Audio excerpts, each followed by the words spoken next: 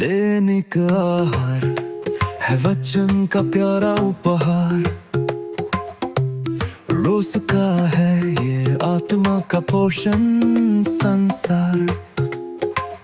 हर शब्द में छुपी है ईश्वर की पुकार।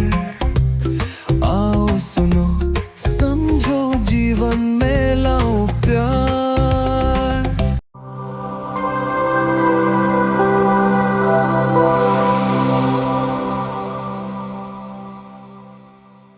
क्रिस्त में मेरे प्रिय भाइयों एवं बहनों, आगमन काल हमें सिखाता है कि प्रभु आ रहे हैं, लेकिन प्रश्न यह है कि क्या हमारी आंखें खुली हैं?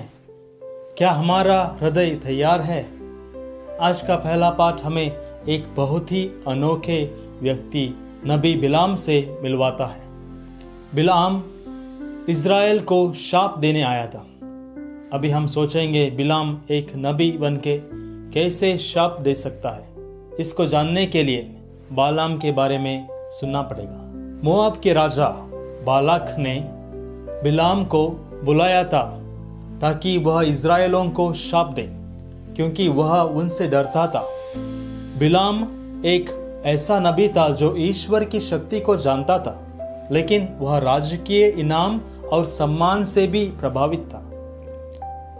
इसलिए वह बालाक के बुलावे पर जाने के लिए तैयार हुआ, लेकिन रास्ते में ईश्वर ने उसे रोक दिया। गधे की घटना के द्वारा ईश्वर ने बिलाम की आंखें खुली।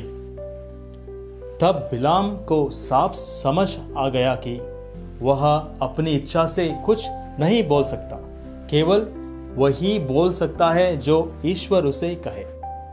इसलिए जब वह इज़राइल के सामने खड़ा हुआ तो शाप देने के बजाय उसके मुंह से आशीर्वाद और भविष्यवाणी निकल पड़ी।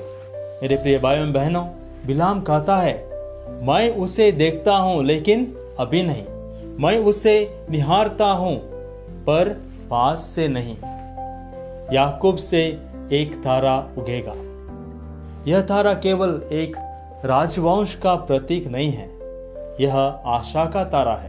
यह उस उद्धारकर्ता की ओर संकेत करता है जो अंधकार में भटकते हुए लोगों के लिए प्रकाश बनकर आता है। आगमन काल में यह तारा हमें याद दिलाता है कि चाहे जीवन कितना ही अंधकारमय क्यों न लगे, ईश्वर की योजना चल रही है। भजन संहिता में हम प्रार्थना करते हैं, हे प्रभु मुझे अपने मार्ग सिखा। यह बहुत सरल प्रार्थना है, लेकिन बहुत गहरी भी। हम अक्सर ईश्वर से समाधान चाहते हैं, लेकिन मार्ग नहीं पूछते। हम परिणाम चाहते हैं, लेकिन दिशा नहीं। आज का भजन हमें विनम्र बनना सिखाता है, क्योंकि ईश्वर अपने मार्ग घमंडियों को नहीं बल्कि विनम्रों को दिखाता है। आज के समाचार में यीशु मंदिर में शिक्षा दे रहे हैं और महायाजक और जनता के नेता उनसे पूछते हैं, आप किस अधिकार से यह सब कर रहे हैं? यह प्रश्न केवल यीशु के अधिकार के बारे में नहीं है, यह उनके अपने हृदय की स्थिति को उजागर करता है। वे सत्य जानना नहीं चाहते थे। वे अपने पद, अपनी सत्ता और अपनी सुरक्षा बचाना चाहते थे। इसलिए जब यीशु उनसे यूहन्ना बपतिस्मा देने के बारे में पूछते हैं तो वे सच जानते हुए भी कहते हैं, हमें नहीं पता, हम नहीं जानते। यह बहुत खतरनाक स्थिति है जब मनुष्य सत्य जानता है लेकिन उसे स्वीकार नहीं करता। यहाँ हमें अपने आप से पूछना है, क्या मैं भी कभी ऐसा करता हूँ? क्या मैं प्रभु की आवाज सुनता हूँ लेकिन सुविधा के अनुसार उसे अनुसरण करना चाहता हूं? आगमन काल हमें यही चुनौती देता है। प्रभु आ रहे हैं, लेकिन वे शक्ति और प्रदर्शन के साथ नहीं आते। वे विनम्रता, सत्य और आज्ञाकारिता के साथ आते हैं। उनका राज्य इस संसार की राजनीति या डर पर नहीं, बल्कि विश्वास और प्रेम पर टिका है।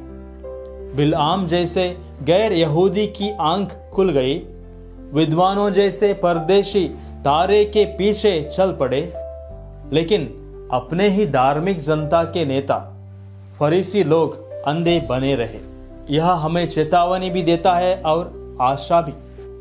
चेतावनी यह कि धर्म केवल पद और नियम न बन जाए, और आशा यह है कि ईश्वर आज भी हमारी आंखें खोल सकते हैं। तो आइए मेरे प्रिय भाई एवं बहनों, इस आगमन काल में हम यह प्रार्थना करें।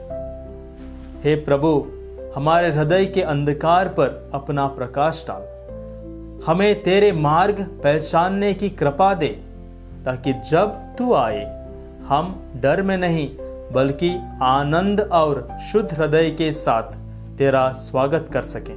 आमीन।